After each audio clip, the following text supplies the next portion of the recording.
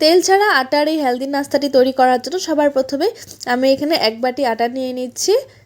তোমরা চাইলে এখানে আটার পরিবর্তে ময়দা দিয়েও এই রেসিপিটি তৈরি করে নিতে পারবে। তো ঠিক যতটুকু আটা নিয়েছি তার 3 ভাগের 1 ভাগ নিয়ে নেব সুজি। সুজিটা এখানে অবশ্যই ব্যবহার করবে, এতে করে টেস্টটা কিন্তু ভীষণ ভালো আসবে।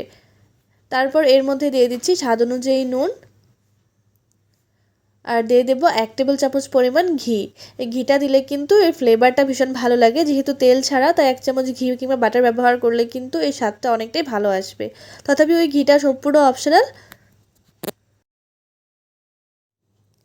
এবারে ঘিয়ের সাথে কিন্তু আটাটাকে ভালো করে মেখে নিতে হবে। আটার নুনটাকে বেশ ভালো করে হাত দিয়ে মিশিয়ে নিচ্ছি।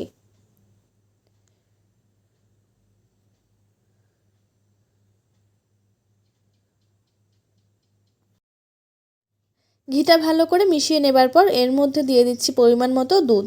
আমি ঠিক যতখানি আটা ব্যবহার করেছি তার দ্বিগুণ এখানে দুধ ব্যবহার করতে হবে। তোমরা এখানে দুধের পরিবর্তে জল দিয়েও রেসিপিটা তৈরি করতে পারবে, কিংবা এখানে গুঁড়ো দুধটাও কিন্তু ব্যবহার করতে পারবে যদি অ্যাভেলেবেল থাকে। অল্প অল্প করে দুধ দিয়ে এর একটা কিন্তু ঘন ব্যাটার আমাদের তৈরি করে নিতে হবে।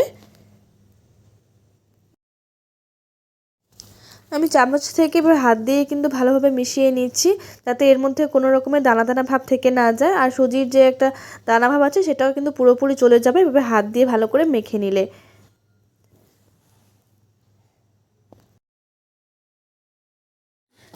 ব্যাটারটাকে বেশ ভালো করে হাত দিয়ে মেখে নিয়েছি। এর মধ্যে কিন্তু আর কোনো রকম দানা ভাব থেকে যায়নি। এবার এর মধ্যে টেস্টের জন্য দিয়ে দিচ্ছি সামান্য কিছু নারকেল কুচি। তোমরা এখানে নারকেল কোড়াটাও ব্যবহার করতে পারবে। আমি এভাবে ডুমো ডুমো করে একটু কেটে দিয়ে দিচ্ছি। আর মিষ্টির জন্য আমি এখানে গুড় ব্যবহার করব। তোমরা চাইলে এখানে চিনি ব্যবহার করতে পারো, কিন্তু চিনির থেকে গুড় ব্যবহার করলে কিন্তু ফ্লেভারটা বেশি ভালো আসে। তো আমি একটা গ্রেটারের মাধ্যমে ভালো করে গুড়টাকে গ্রেট করে দিচ্ছি। মিষ্টির পরিমাণটা অবশ্যই তোমরা নিজেদের স্বাদ অনুযায়ী দেবে, কে কতখানি মিষ্টি খেতে পছন্দ করো। এবারে গুড় আর নারকেলটাকে কিন্তু হাত দিয়ে ভালো করে ব্যাটারের সাথে মিশিয়ে নিচ্ছি।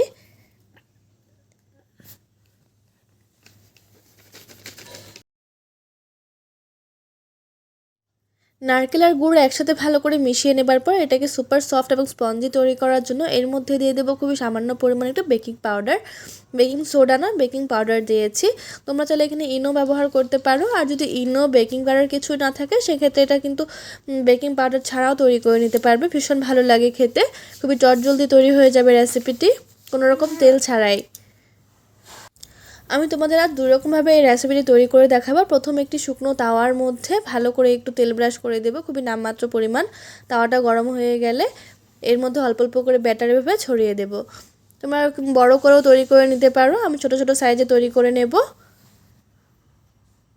গ্যাসের ফ্লেমটা কিন্তু অবশ্যই লো টু মিডিয়ামে রাখতে হবে। এই সময় লো টু মিডিয়ামে রেখে এটাকে হতে দেব 1 মিনিট পর্যন্ত। 1 থেকে 2 মিনিটের মধ্যেই কিন্তু ওপরটা বেশ ভালো করে শুকিয়ে যাবে।